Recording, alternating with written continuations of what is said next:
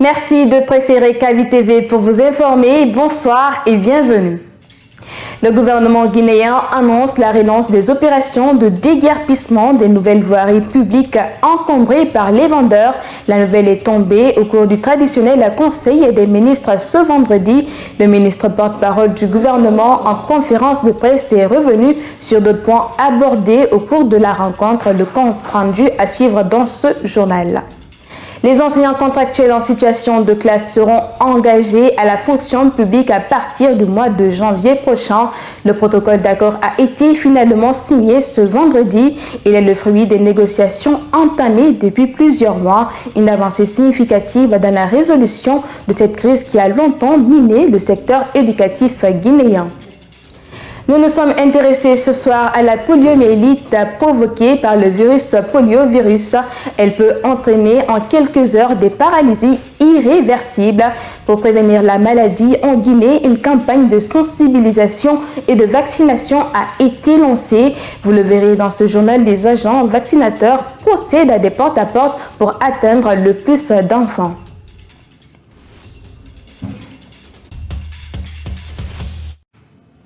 Vers la relance des opérations de déguerpissement des voiries publiques, c'est le président de la transition qui en a donné lors d'un conseil des ministres ce vendredi. Les opérations débuteront la semaine prochaine. Il s'agirait de nouvelles voiries dont le constat relève qu'elles sont envahies d'encombrants physiques. Pas que, plusieurs autres décisions ont également été prises. Amara Bangoura pour le compte rendu. Le premier point sur lequel le président de la transition a accentué son intervention est la situation des décisions déjà prises mais non conformes au texte de loi. À ce titre, colonel Mamadi Doumbouya a donné des instructions. Le président a rappelé au Premier ministre de lui faire un point sur des décisions qui ont été prises et qui ne sont pas en conformité avec les textes de loi, de les vérifier et s'assurer que tous ces actes sont là et ceux qui ne sont pas en conformité d'être révoqués. La question relative aux opérations de déguerpissement était aussi à l'ordre du jour. Les autorités comptent les relancer pour débarrasser les voiries publiques d'encombrants physiques. Il a aussi rappelé à un certain nombre de ministres, celui du ministre d'État chargé de la sécurité, le ministre de l'administration du territoire, celui de l'habitat et de l'urbanisme, de commencer dès ce week-end à déguerpir les encombrants de la voirie. Il a souligné que les nouvelles voies qui ont été bitumées commencent à être encombrées par des petits garages de fortune, des commerçants ambulants, etc. Dans sa communication, le Premier ministre a rappelé toute la confiance et celle du président de la transition à l'ensemble des membres du gouvernement. Sur la gestion des missions officielles, Dr Bernard Goumou compte apporter des réflexions sur le circuit administratif d'établissement des ordres de mission et les formalités d'obtention de visa. Et parlons justement de la relance de ces opérations de déguerpissement des emprises des voiries publiques. Les étalagistes du Grand Marché Madina n'entendent pas cette nouvelle de la bonne oreille. Ces vendeuses pensent que le moment n'est pas opportun. Nos reporters Ibrahima Alassana Kamara et Ousmana Ossé Kamara sont allés à leur rencontre. Suivez. Au marché de Madina, la nouvelle annonçant la reprise des opérations de déguerpissement est mal perçue par les femmes vendeuses. Pour elles, le moment n'est pas opportun. Pendant notre constat, plusieurs d'entre elles occupent la chaussée pour vendre. Le président doit attendre d'abord pour ce déguerpissement. Il ne doit pas suivre des personnes pour faire souffrir les gens. La population souffre beaucoup. Il n'y a pas d'achat, ils ont gâté tout ce qu'on avait. On a accepté et là, ils ont déposé nos marchandises à terre. Si quelqu'un vient pour nous déplacer encore, là tu vas nous regarder. C'est tout ce qu'on peut dire au président. Fatoumata Chérif vend des habits non loin de la route. Elle souhaite que les autorités leur trouvent un lieu approprié afin de pouvoir exercer leur activité commerciale en toute tranquillité. Ils doivent nous trouver des places. S'ils décident de nous pousser, nous allons accepter tout ce qui est bon afin que nous puissions vendre. Mais si on quitte ici, on n'a pas d'endroit où il faut aller trouver de quoi vivre. Ce déguerpissement intervient à un moment où la cherté de la vie constitue une actualité dans le pays. Dès janvier 2024, les enseignants contractuels en situation de classe seront officiellement engagés à la fonction publique. La décision est intervenue hier vendredi après la signature du protocole d'accord entre le gouvernement et les enseignants contractuels. Il met un terme à plusieurs mois de crise dans le secteur éducatif guinéen. Un soulagement pour ces enseignants qui avaient renoncé à leurs arriérés de salaire et de primes. En Soubaï le Baldé. C'est désormais chose faite. Les enseignants contractuels de Guinée peuvent commencer à se frotter les mains concernant leur engagement à la fonction publique. Dans la soirée d'hier vendredi, ils ont enfin signé le protocole d'accord avec le gouvernement de transition qui définit leur engagement à renoncer aux arriérés de salaire et de primes au profit de leur engagement à la fonction publique. Après la signature, ministres et enseignants contractuels étaient tous contents de vivre ce jour historique pour le bonheur de l'éducation guinéenne. Tout le processus est délimité de la date de signature jusqu'au 31 décembre. Jusqu'au 31 décembre. Donc à partir du 1er janvier, nous serons des fonctionnaires des collectivités locales. Dans le protocole d'accord, il est clairement défini que les enseignants contractuels communaux seront soumis à un concours pratique dans les salles de classe, chose qui pourrait permettre d'éviter les magouilles autour de leur intégration à la fonction publique. On a accepté cette évaluation en situation de classe sous forme de concours en pratique de classe. C'est pour ne pas aussi recruter des personnes qui ne sont pas à la hauteur. Parce que l'éducation, ce n'est pas comme les autres secteurs. On n'est pas enseignant qui le veut, mais qui le peut. Alors, lorsqu'un médecin se trompe dans le traitement d'un patient, c'est le patient qui meurt. Mais lorsqu'un enseignant se trompe dans la transmission de son savoir, c'est toute une génération qui est trompée. C'est toute une nation qui perd. Alors, il faut recruter des personnes qui sont à la hauteur. Selon Alcinima Binti Kamara, les enseignants contractuels en situation de classe seront officiellement des fonctionnaires à partir de janvier 2024. Il invite donc tous les enseignants contractuels à reprendre le semaine de l'école dès lundi prochain. Renforcement des capacités du personnel du groupe Kavi Media. Une formation a été lancée ce samedi dans les locaux du dit groupe Sizaïmbaya.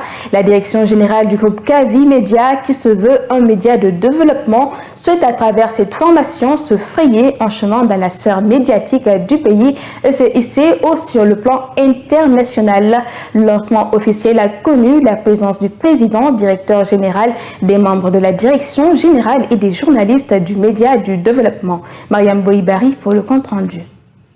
Initiée dans le but de renforcer les capacités de son personnel, cette formation de mise à niveau du langage audiovisuel permettra aux journalistes reporters d'images du groupe Kavi Media de mieux s'armer pour accomplir leur mission. Les techniques d'écriture journalistique, le montage et les prises de vue conformément à la ligne éditoriale de la maison. Une façon pour la direction du groupe d'améliorer nettement la qualité et le rendement des employés.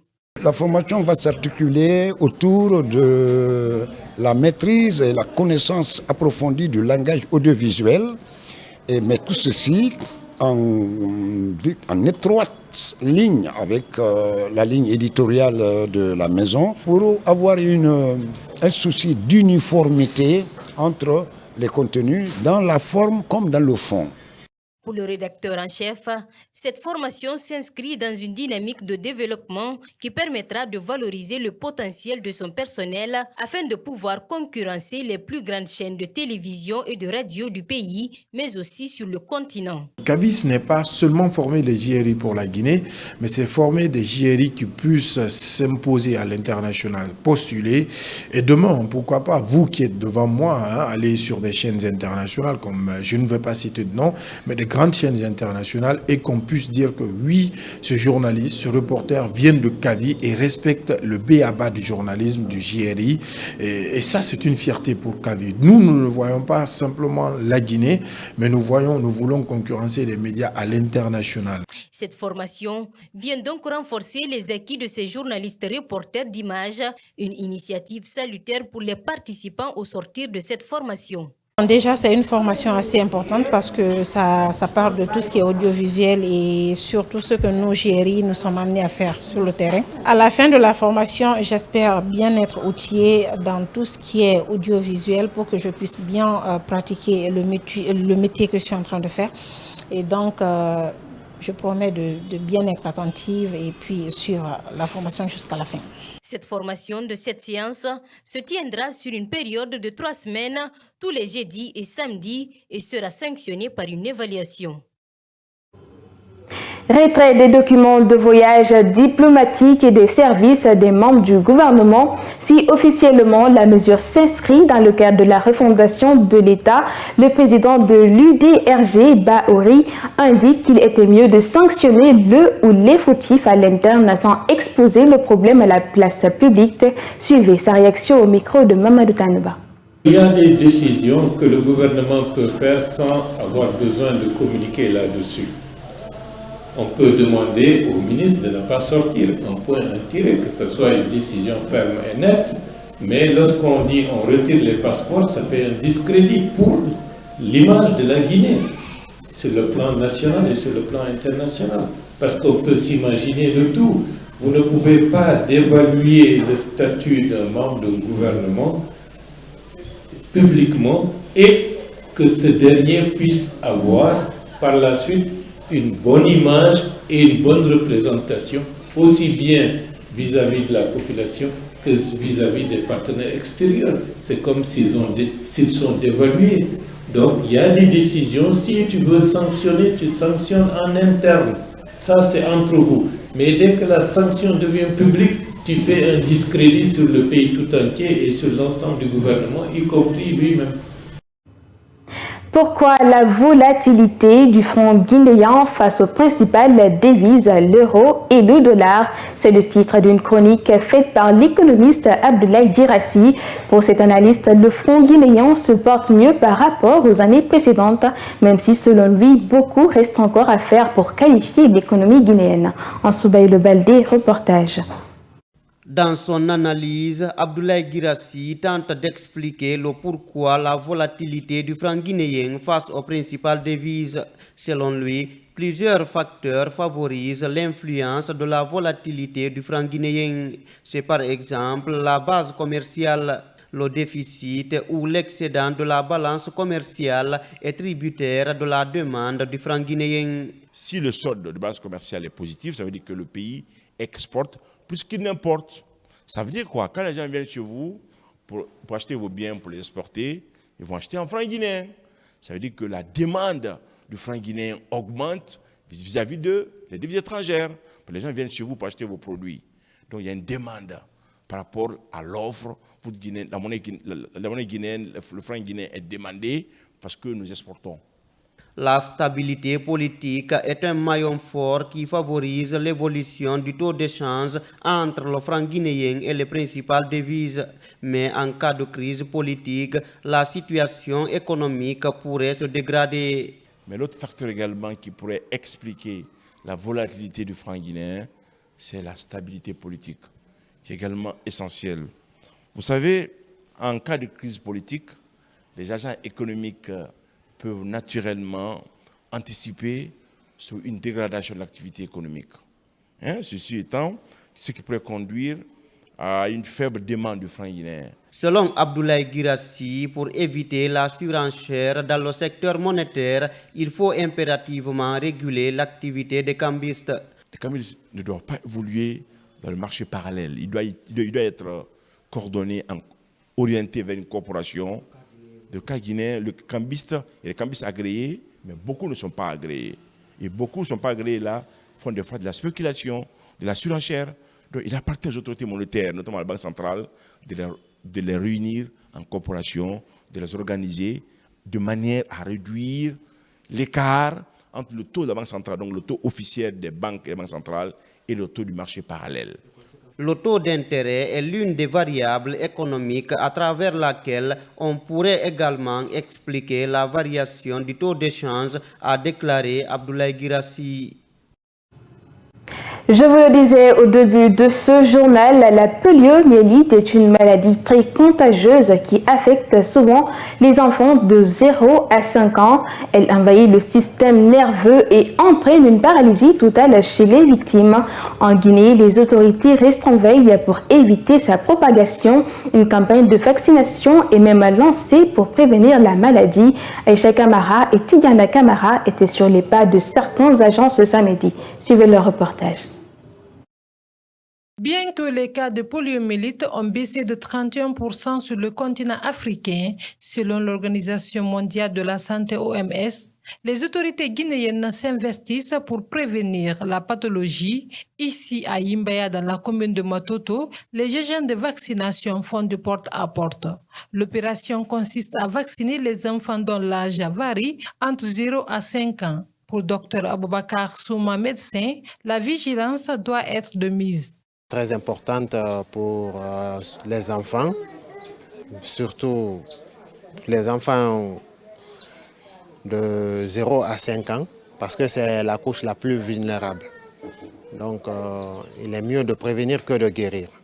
La poliomyélite, qui est plus beaucoup fréquente chez les enfants, Aïssatou Bangoura invite tous les parents à prioriser la vaccination qui reste la meilleure protection pour leurs enfants.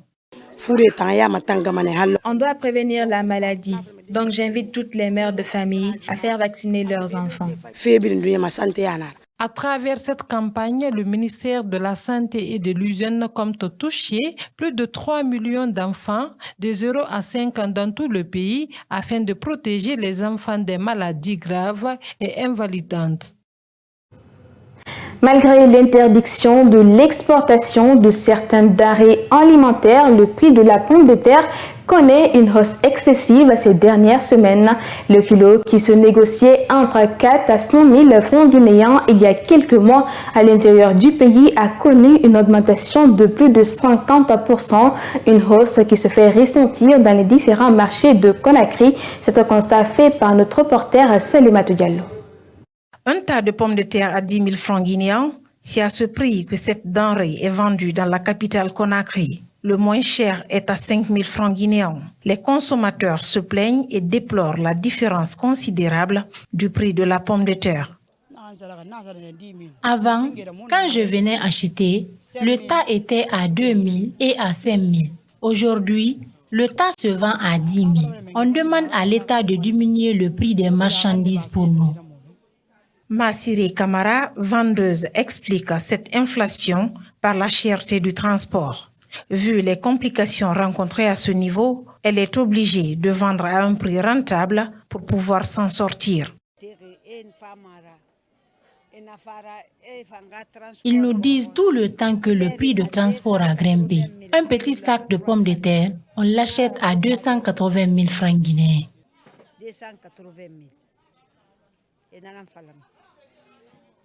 Et nous aussi, on vend en tas. Un tas de 4 pommes de terre, on le vend à 2 000, 6 à 5 000 et 8 à 10 000 francs guinéens.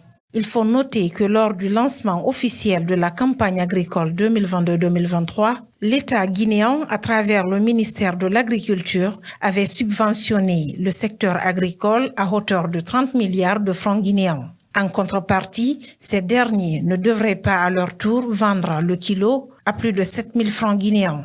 Une trêve qui a pris fin depuis le mois de juillet dernier. L'étoile montante de l'humour guinéen, Bapa Omar, a pour la deuxième fois consécutive affiché complet ce vendredi au Centre culturel franco-guinéen. Son spectacle dénommé Étranger met en exergue les découvertes qu'il a faites lors de ses différentes tournées. Le public a profité pendant plus de 2 heures de spectacle captivant. Reportage Mamadou Tanouba. Je ne comprends pas l'idée que quelqu'un soit frustré parce qu'on l'a traité de singe. Je n'ai pas compris. D'où tu penses être mieux qu'un singe? D'où? L'humoriste Bapa Omar a mobilisé du monde à son premier spectacle au Centre culturel franco-guinéen. Sur scène, Bapa Omar, très subtil sur le thème de son spectacle, L'étranger, a abordé des sujets liés à la religion, le sexe, l'immigration et l'unité nationale. Un spectacle très apprécié par le public. J'ai eu la chance de le suivre à Abidjan Donc il vient de la Côte d'Ivoire justement pour le suivre ici encore dans son pays natal. C'est un jeune que moi-même j'ai surnommé l'humoriste intelligent et intellectuel. Donc franchement, il nous a épatés comme d'habitude parce qu'il sait bien faire la chose qu'il sait faire. L'humoriste Bapa Oumar a été très impressionné par l'intérêt du public pour ces deux spectacles. C'est très émouvant, je le disais tout à l'heure, c'est la première fois qu'on paye pour venir me voir. Moi, j'ai joué à des spectacles ici, mais c'est des spectacles où il y a plusieurs humoristes.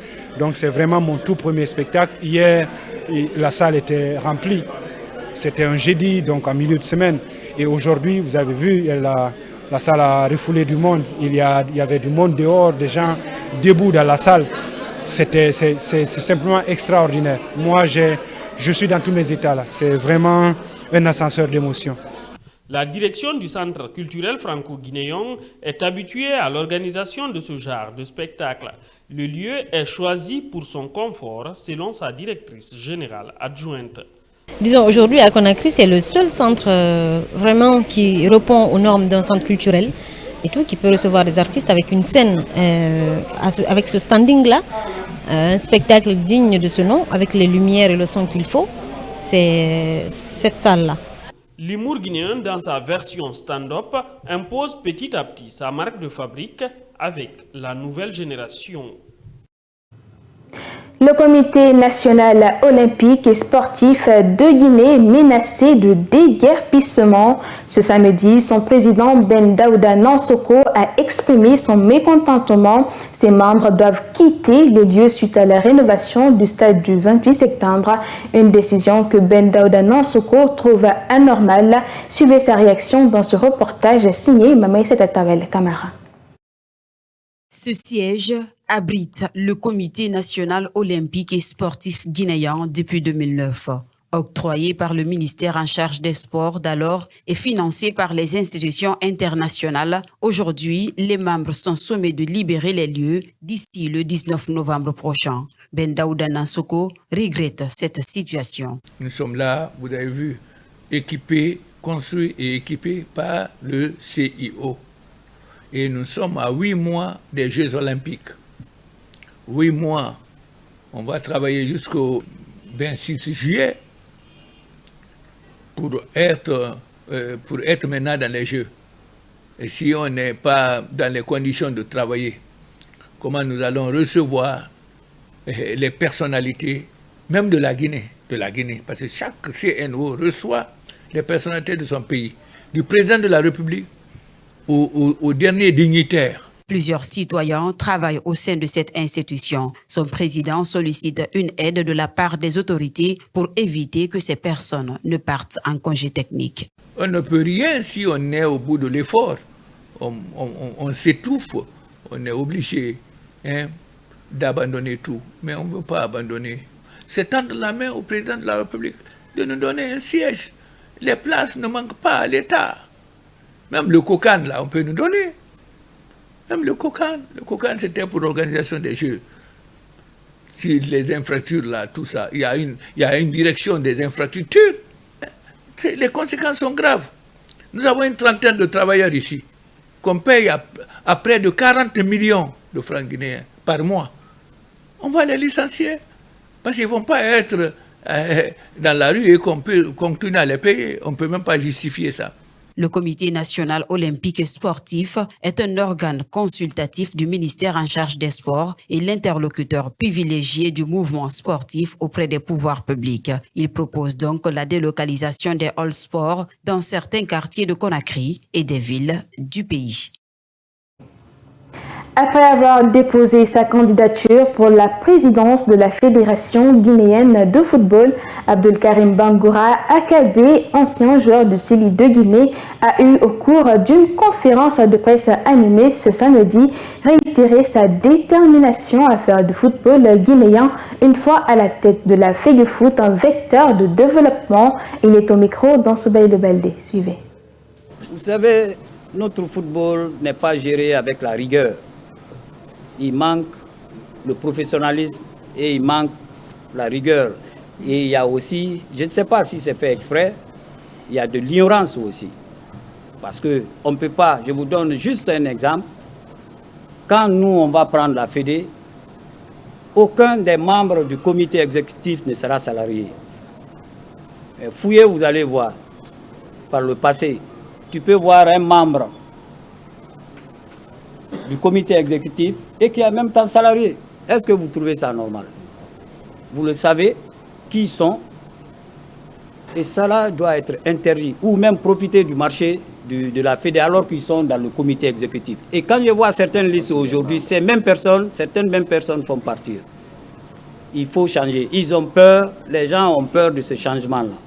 Quand tu as choisi d'être dirigeant, en tout cas dans le comité exécutif, eh bien, tu n'as pas à être salarié ou bénéficier du marché de la Fédé. Avec nous, ça ne se passera pas. Pour finir, plusieurs footballeurs guinéens évoluant dans les championnats étrangers se sont illustrés dans leurs clubs respectifs ces derniers jours. Si certains parmi eux ont ouvert leur compteur de but, d'autres ont vécu une semaine plutôt difficile avec des blessures. Le condensé de toutes ces actualités, c'est avec Hassan Diallo. Nous commençons ce tour par la Turquie. À peine revenu de blessure, Julian Janvier s'éloigne encore des terrains. Le défenseur guinéen a rechuté à l'entraînement et retourné à l'infirmerie. Julian Janvier ne vit pas les débuts souhaités en Turquie. Quelques semaines après sa signature à Kayserispor, le défenseur central guinéen peine encore à apporter son expérience à ce club de première division turque. Sorti sur blessure à la veille de la dernière fenêtre internationale, l'ancien joueur de la JOXR avait déclaré forfait pour les 2 matchs amicaux de la Guinée contre la Guinée-Bissau et le Gabon. Il y a quelques jours, il est revenu sur le gazon, mais pas pour longtemps. Le joueur de 31 ans a ressenti des douleurs à l'aine lors de l'entraînement du 25 octobre dernier et les examens ont révélé un léger œdème entre les muscles intérieurs de la cuisse droite. Pour l'heure, on ne sait pas s'il sera disponible pour le début des éliminatoires de la Coupe du Monde 2026, prévu en novembre prochain. Et puis en France, direction l'infirmerie pour Ibrahim Diakité. Blessé à l'entraînement ce vendredi, le défenseur guinéen sera éloigné des terrains pendant quelques semaines. Alors qu'il commençait peu à peu à jouer avec le stade d'Orems, Ibrahim Diakité se voit stoppé dans son élan. Le latéral droit guinéen s'est blessé à la cheville pendant l'entraînement de ce vendredi. Il sera absent pour 3 à 4 semaines. Rentré de près, en fin de saison dernière, Ibrahim Diakité a disputé 3 matchs de championnat avec le SDR cette saison. Le joueur de 19 ans va manquer la réception de Lorient ce samedi et les prochaines sorties du stade de Reims. Muet lors des 2 matchs de son club, Mohamed Diatara s'est illustré ce mardi avec un nouveau doublé. L'attaquant guinéen et ses coéquipiers se sont imposés largement 4-0 à domicile face à West Armenia. La disette n'aura duré que 2 matchs pour Mohamed Diatara, auteur de parfaits 2 buts avec Arafat Armenia.